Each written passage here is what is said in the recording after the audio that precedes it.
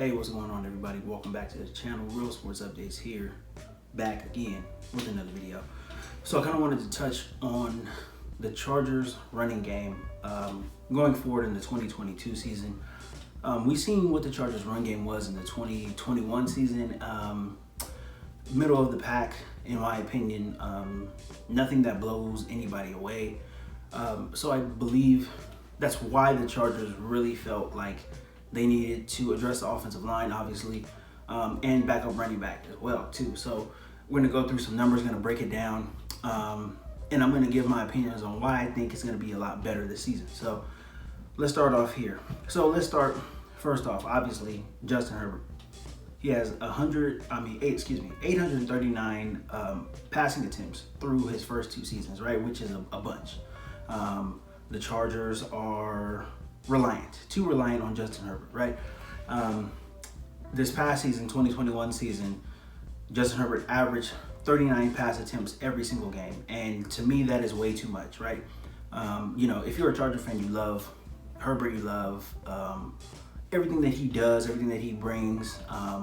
He is one of the best players in the NFL, without a doubt. But you cannot build a Super Bowl team being just completely reliant on your quarterback. Now, I know some teams have probably, won Super Bowls or gotten to Super Bowls, with quarterback-dominated play. But, things happen in the playoffs. Guys get injured. Guys go on hot streaks. But this is not something that you plan out in the beginning of the season, is to, have your quarterback throw it 45 times a game and think you're going to be playing in the playoffs, because it's not going to happen. You have to be balanced.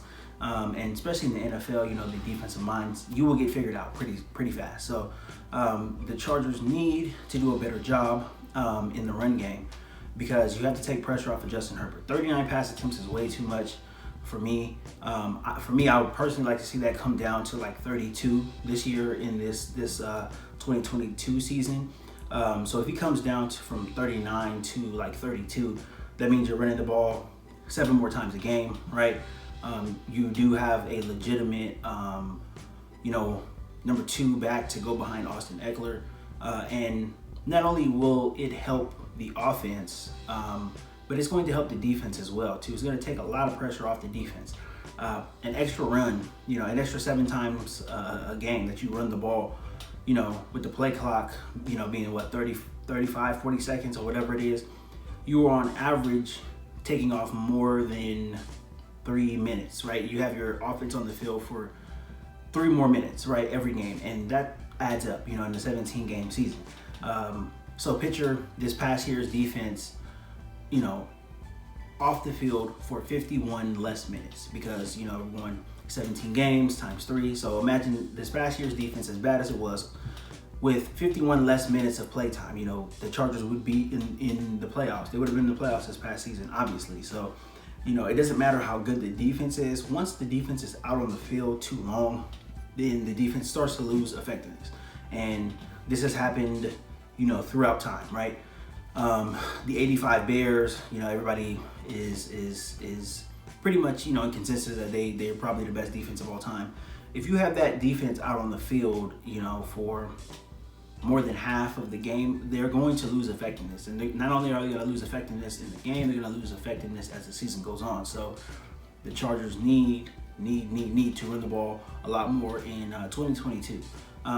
So let's just get into a little bit of stats here. So last year, the Chargers were 21st in run yards per game. Now that doesn't, it means something, but it doesn't mean everything. The thing that means more to me is the Chargers were 22nd in attempts. So 22nd in attempts, you're in the bottom half of the league in attempts and running the ball, and obviously I just pointed out Justin Herbert threw the ball 39 times a game on average. So you're not going to be able to run the ball as well as you would like. And, and that's the thing about the running game too. I think at every level, from Pop Warner all the way to the NFL, the run game is not something that you can just, say, hey, we're going to go run the ball and that's going to be it. You have to build up. You have to build a rhythm. Your offensive line has to, operate as a unit.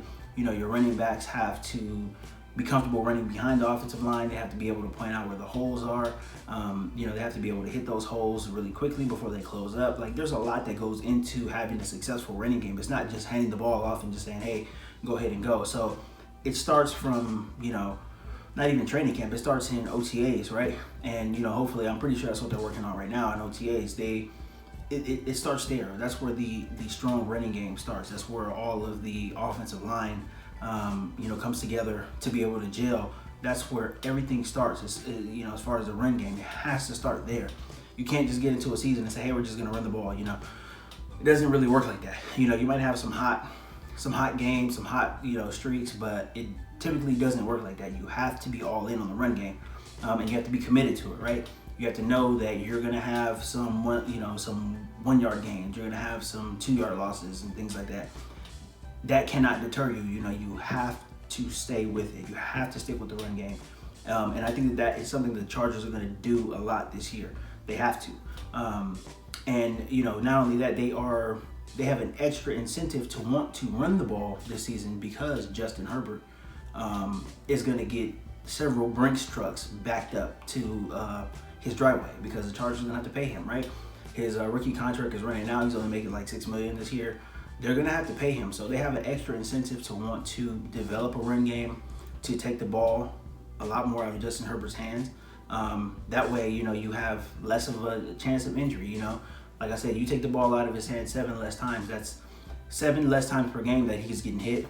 7 less times per game that he's dropping back and having a lineman, not be in tune with the snap count and, missing a block and, having a guy come and blindside Herbert or whatever. So it is imperative that the Chargers be better in the run game this season. And they showed signs last year, but it just wasn't consistent enough, too Herbert reliant, and, obviously things did not turn out in their favor. But, coming into this season, I think that is going to be a very, very big commitment.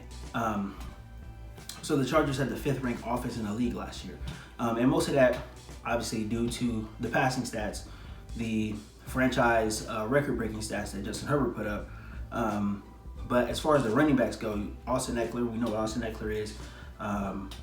Very, very dependable, very reliable. He did have a few bad games last year, but for the most part, he is reliable.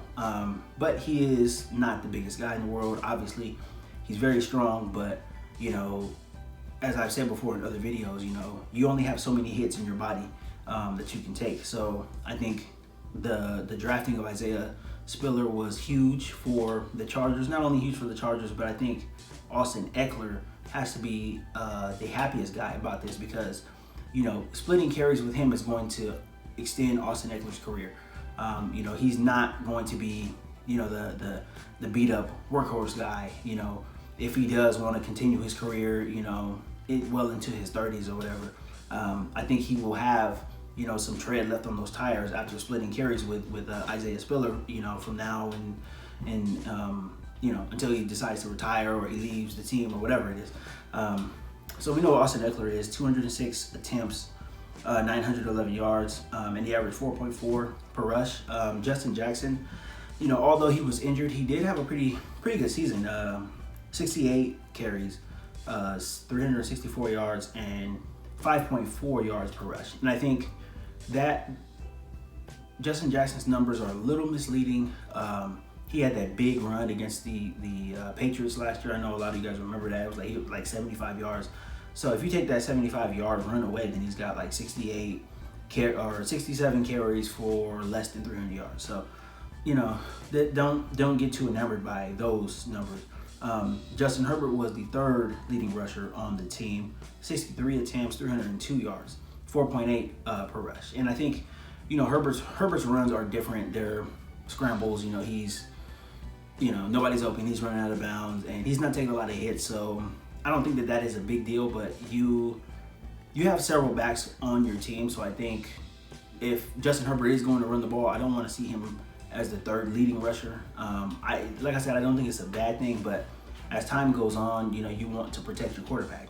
And just like I mentioned right now, the Chargers have a vested interest in protecting Herbert now. So after Justin Herbert, 3rd leading rusher on the team, there are the guys who are backing up Austin Eckler, the guys who had opportunities to come in and spell Austin Eckler and get some carries here. And I'm just going to be blunt. They're not getting the job done. And this is why the Chargers drafted Isaiah Spiller. So Larry Roundtree, 36 attempts, 87 yards, 2.4 yards per rush. And those numbers speak for themselves. I think Larry Roundtree is a special teams guy for the most part. I think in the case of an extreme injury, he can come in maybe and run the ball, but he didn't look very explosive. He didn't look very fast, and he didn't look like he really knew where the hole was. Particularly in a lot of games and a lot of 1 yard gains, a lot of 2 yard gains, and it's just not good enough. It's really not. And the level of blocking, the level of offensive line play was the same when Larry Roundtree was in the game. Same as it was when Austin Eckler was in the game. So offensive line play did not decline when these guys came in. It's just they are not, they're just simply not getting the job done. That's pretty much all I can put it. And Joshua Kelly, 33 attempts, 102 yards, and 3.1 yards per carry. Again, just not getting the job done. It's just not good enough for a team with deep playoff run aspirations. It's just not good enough. You cannot have this from your second and third backs or whatever, or guys who are trying to crack the lineup and get more carries. You just can't have that, because between Roundtree and Josh Kelly last year, 69 attempts for 189 yards. Not good enough. That's not good enough at all. That's just not. We've all seen games where Derrick Henry has 189 yards on like 26 carries or whatever, and I get that he's different, but you just cannot have that. It's just not getting the job done. It's just not good enough.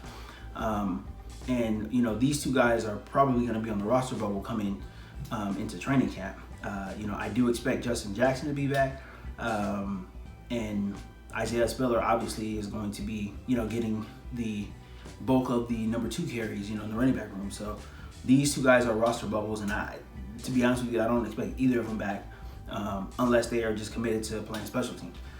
But for the team total last season, 423 attempts, 1,834 yards, 18 touchdowns, and 4.3 yards per carry. So all in all, not a terrible running team. It's just the way that the Chargers were, playing playing most of the games, and again, too reliant on Justin Herbert. If there was good runs or whatever, they weren't happening as often enough as they should, and I think that is probably why the team total numbers should, you should at least be over 2,000 yards rushing as a team.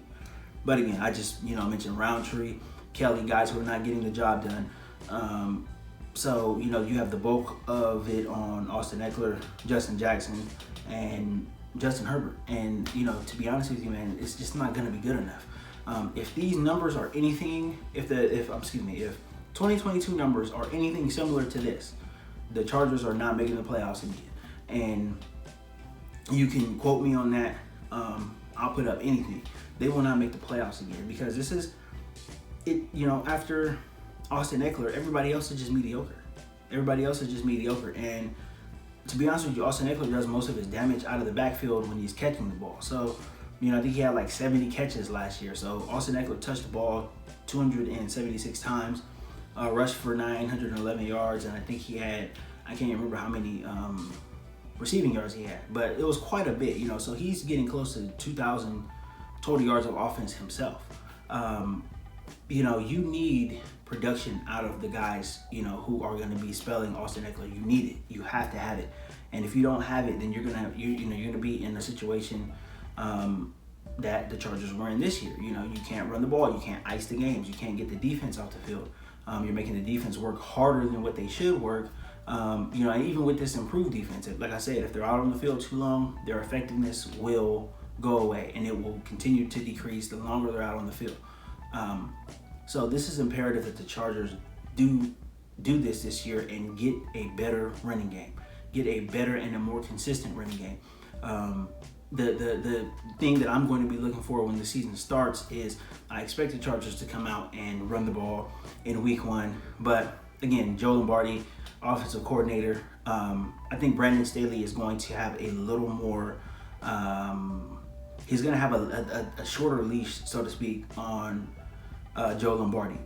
The consistency is going to have to be there because they can do whatever they want to in week 1.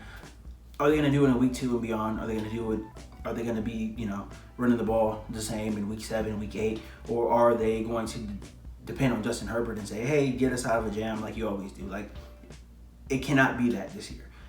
I cannot stress that to you enough. It cannot be that this year. It doesn't matter how much talent we have on the team. It doesn't matter, who we drafted or how good the draft picks are or whatever it is. Like, if the Chargers do not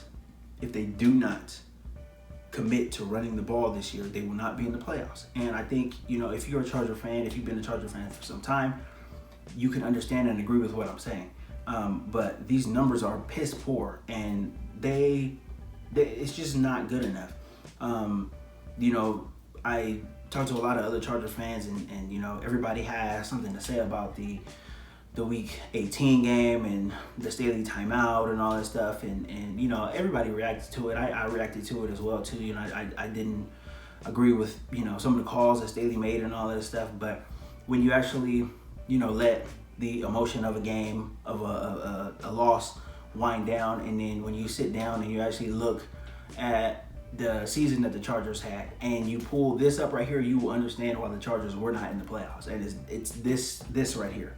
This is piss poor. This is not good enough for an elite team. It's really not. And unless you have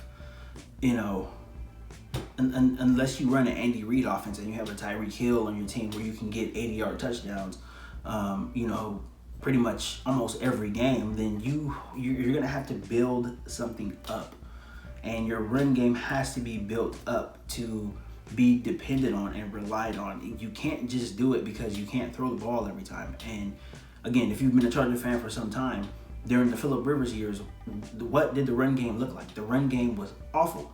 And the only reason why the Chargers ran the ball in the Phillip Rivers era is because they couldn't throw it every time, right? Because that's not really a thing in the NFL, you throwing the ball every time. That's the only reason why they ran the ball. They didn't run the ball with any purpose. They just ran it just to switch it up, just to call something different. And that's basically all it was for. And the results were terrible. The results were piss poor.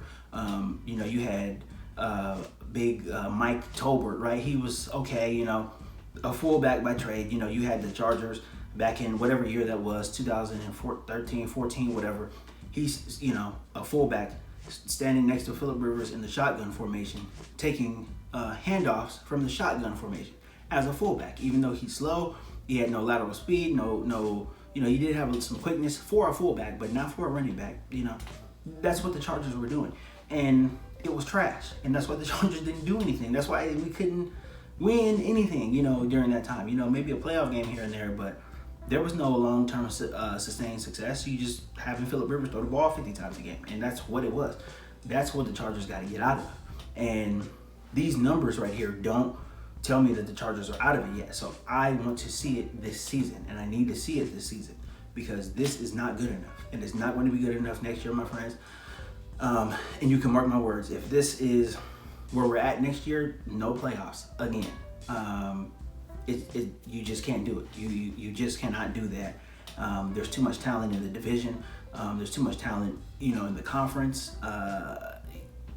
You just can't. You just got to be better. You got to be better, and you got to be more committed to running the football. And it's on Brandon Staley. It's on Tom Telesco. They know it. They realize it. That's why they addressed the offensive line so heavy in the draft. That's why they drafted Isaiah Spiller. And that's why this is, a wholesale philosophy change coming to the Chargers, because Brandon Staley looks at these numbers. He knows what it is. He knows that this is not good enough, right? You couple this with the bottom 5 defense in the league and no playoffs. It's amazing that the Chargers even finished with a winning record last year, because these numbers, they just flat out suck. and it's just not good enough. And again, we need to see consistency, right? If the Chargers run the ball 40 times in week 1, I'm not going to scream and shout. I'm not going to get all happy, because are they going to do that in week 9, right? In a close game in the 4th quarter? Are they going to do the same thing? Only time will tell, right? So again, and I spoke to this in the previous video, philosophy changes. This is what I'm looking for. This is what I'm looking forward to seeing, the full philosophy change from the Chargers. I don't want to see numbers like this anymore. I want to see that physicality in the trenches. Again, that's what the AFC will be won, in the trenches. It's not going to be won on the perimeter. It will be won in the trenches. And the Chargers have everything that they need now to improve these numbers and to skyrocket up to at least top 10, right?